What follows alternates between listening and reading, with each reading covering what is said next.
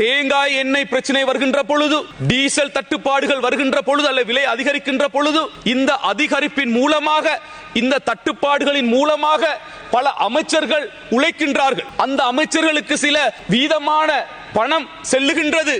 இதன் காரணமாகத்தான் நாடு பல கோடிக்கணக்கான வருமானத்தை இழக்கின்றது என்று சொல்லுகின்ற நீங்கள், இன்று உப்பு தட்டுப்பாடு ஏற்படுகின்ற பொழுது இங்கு முன்னால் இருக்கின்ற எந்த அமைச்சருக்கு அந்த வீதம் செல்லுகின்றது?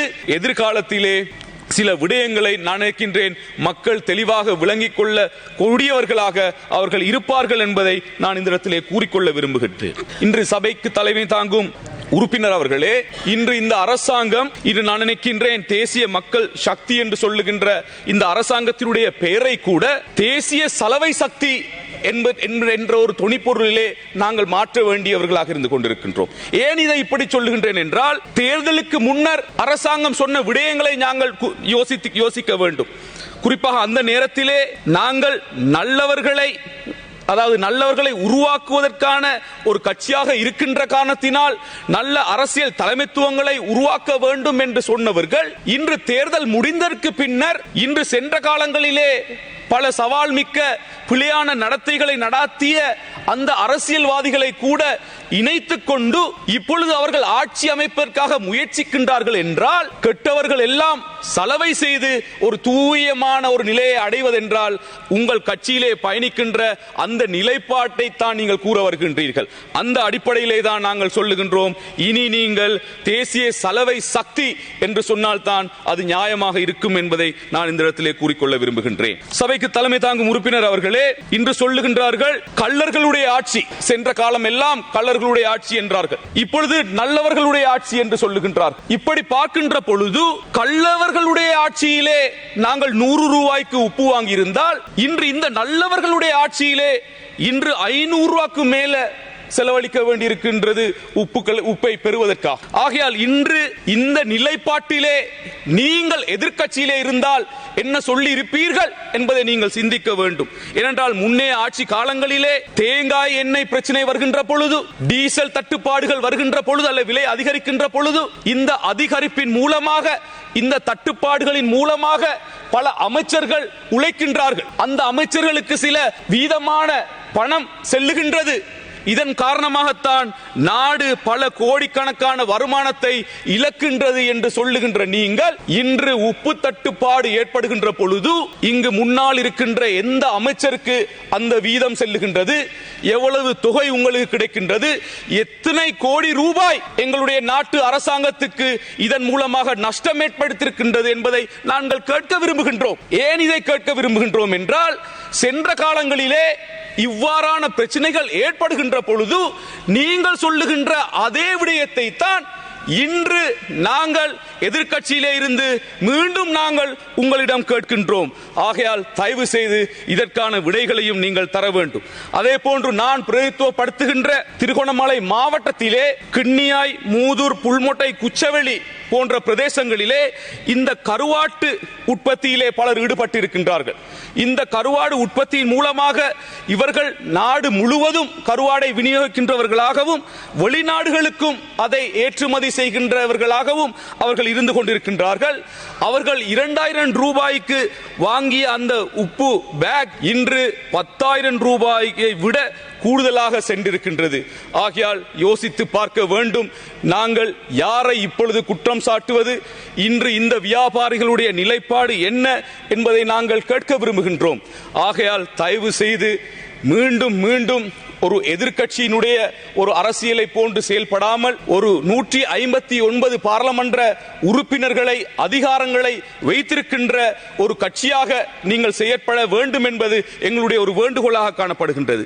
அந்த அடிப்படையிலே 2 கேள்விகளையும் இந்த அரசாங்கத்திடம் நாங்கள் கேட்க விரும்புகின்றோம். குறிப்பாக ஒன்று, சென்ற தேர்தல் காலங்களிலே பரவலாக பேசப்பட்ட இந்த பார் பெர்மிட் சம்பந்தமாக, இந்த பாரை பெற்ற அரசியல்வாதிகளுடைய பெயர் இன்னும் தெளிவாக, அதாவது இன்னும் வெளியிடப்படவில்லை. ஆகையால் அவர்களுடைய அந்த பெர்மிட் பெற்ற அரசியல்வாதிகளுடைய அல்லது பாராளுமன்ற உறுப்பினர்களுடைய பெயர் பட்டியலை நீங்கள் முன்னிலைப்படுத்த வேண்டும் என்பதை நாங்கள் இந்த இடத்திலே கேட்டுக்கொள்ளுகின்றோம். இரண்டாவதாக, ஜனாதிபதி தேர்தல் முடிந்தவுடன் கோல்ஃபேஸ் போன்ற பிரதேசங்களிலே நீங்கள் ஒரு வாகன ஷோ ஒன்றை காட்டினீர்கள். இது சென்ற காலங்களிலே அதாவது அரசியல்வாதிகளினால் மோசடி செய்யப்பட்டு பயன்படுத்தப்பட்டு இன்று இவ்வாறான வாகனங்கள் இந்த அரசாங்கம் கைது செய்திருக்கின்றது அல்லது அரசாங்கம் பெற்றிருக்கின்றது என்று ஒரு வாகன கண்காட்சி ஒன்றை நடத்தினீர்கள். ஆகையால் நாங்கள் இப்பொழுது கேட்கின்றோம், நீங்கள் காட்டிய அந்த கண்காட்சியின் மூலமான வாகனங்களை தவறாக பயன்படுத்திய அரசியல்வாதிகள் யார்? அந்த தவறான வாகனங்களை பயன்படுத்திய அரசியல்வாதிகள் யார்? அந்த தவறுக்குரிய பிரதான காரணிகள் யார் என்பதை கூட இன்னும் நீங்கள் கொண்டு வராமல் இவ்வாறாக மீண்டும் மீண்டும் எதிர்க்கட்சிகளை விமர்சிக்கின்ற ஒரு நிலைப்பாடு காணப்படுகின்றது. சிலர் சொல்லுகின்றார்கள், இந்த உள்ளூராட்சி மன்ற தேர்தலிலே நாங்கள் எங்களுடைய வாக்கு குறையவில்லை என்று. இதை நாங்கள் கூற வேண்டிய ஒரு அவசியம் கிடையாது. ஏனென்றால் இன்று அளிக்கப்பட்ட வாக்குகள், எந்த கட்சி எத்தனை வாக்குகள் எத்தனை ஆசனங்களை பெற்றிருக்கின்றது என்பது இன்று எல்லோராலும் தெரிந்த ஒரு விடயம். ஆகையால் இன்று அரசாங்கம் 23 லட்சம் வாக்குகளை இழந்திருக்கின்றது என்பது ஒரு உண்மையான விடயம். அதை சொல்லுகின்ற பொழுது யாரும் கோபப்படவோ அல்லது அதுக்கு ஒரு அவசரப்பட வேண்டிய ஒரு அவசியம் கிடையாது. இந்த 23 லட்சம் வாக்குகளை குறைந்து இருக்கின்றது என்றால் அரசாங்கம் என்ன விடயத்திலே தவறிழைத்திருக்கின்றது என்பதை நாங்கள் சிந்திக்க வேண்டும். ஏனென்றால் இது போக போக நான் நினைக்கின்றேன் வருகின்ற மாகாண சபையிலே இந்த 23 லட்சம் மீண்டும் ஒரு 43 லட்சம் வாக்கு குறைவதற்கான வாய்ப்புகள் ஏற்படும். இன்னும் ஒரு அடுத்த பார்லமெண்ட் அதாவது ஜனாதிபதி தேர்தல் வருகின்ற பொழுது மீண்டும் 3 லட்சம் வாக்குகளை பெற்று 3 பார்லமெண்ட் உறுப்பினர்கள் வருவதற்கான சூழ்நிலை கூட உருவாக முடியும். ஆகையால் ஒரு அரசாங்கம் ஒரு கட்சி என்ற அடிப்படையிலே நீங்கள் எப்படி உங்களுடைய வாக்குகளை தக்க வைப்பது, எவ்வாறு மக்களை பாதுகாப்பது, மக்களுக்கான சேவைகளை எவ்வாறு வழங்குவது என்பது அது உங்களுடைய பிரச்சனை, நீங்கள் செய்ய வேண்டிய பிரச்சனை. ஆனால் அவ்வாறான ஒரு விடயம் நடந்ததற்கு பின்னர் எங்களிடம் ஒரு வாக்கும் இந்த பிரதேசங்களிலே குறையவில்லை, அது அப்படியே இருக்கின்றது, நாங்கள் இன்னும் இப்பாரே நாங்கள் எங்களுடைய வாக்குகளை தக்க வைத்திருக்கின்றோம் என்று சொல்லி நீங்கள் டென்ஷன் ஆகின்ற அந்த விடயத்திலே நீங்கள் கவனம் செலுத்த வேண்டும். ஆகையால்